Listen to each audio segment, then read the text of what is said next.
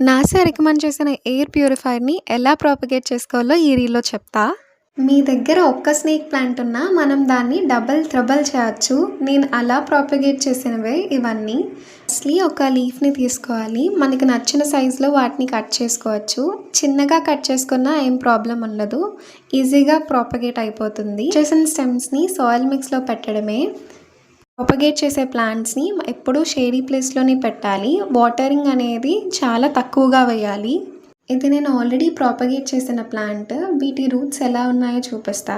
ఒక single leaf నుంచి ఇంకో చిన్న బేబీ ప్లాంట్ వచ్చింది. ఆ బేబీ ప్లాంట్‌ని కట్ చేసి మనం వేరేగా వేసుకోవచ్చు. దగ్గర ఆల్రెడీ స్నేక్ ప్లాంట్ ఉంటే దాని రూట్స్ తీస్తే మీకు ఇలా కనిపిస్తుంది. సైడ్ నుంచి బేబీ స్టెమ్స్ వస్తూ ఉంటాయి. ఆ బేబీ స్టెమ్స్‌ని మనం సెపరేట్ చేసి గ్రో చేసుకోవచ్చు. ఇంకో కొత్త స్నేక్ ప్లాంట్ వస్తుంది.